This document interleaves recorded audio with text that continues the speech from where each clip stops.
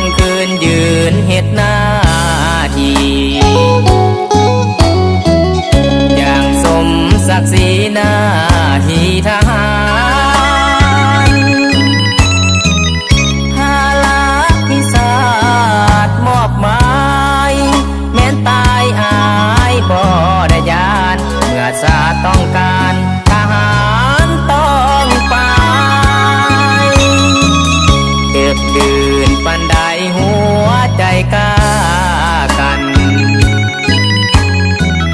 ฝนลมสนั่นหนาวสั่นทางกายอยู่ผู้สูงสันเพื่อไหลผ่านตุลากันดานหน้าที่อายยิ่งคิดฮอดหลายย่านน้องจะโลฝากใจผ่านสื่อมือถือมาหายินเสียงว่าจะน้องว่าเป็นห่วงดีใจหลายเด้แนวหน้าแนวหลังน้องยังห่วง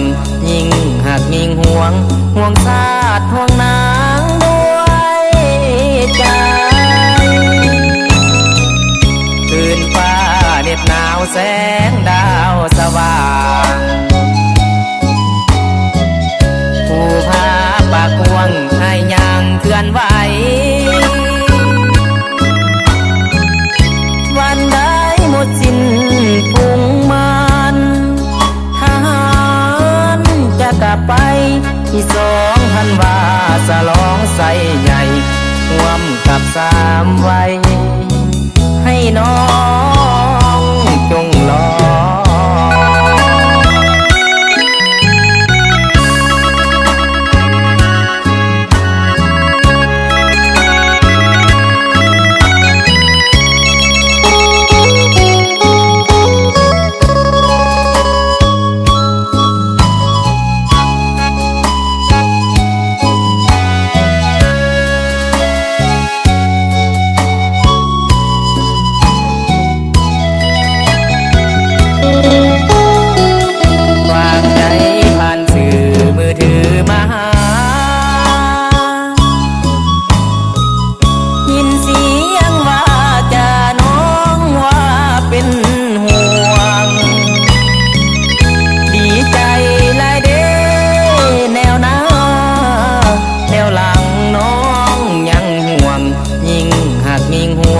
ห่วงชาติห่วงนางด้ว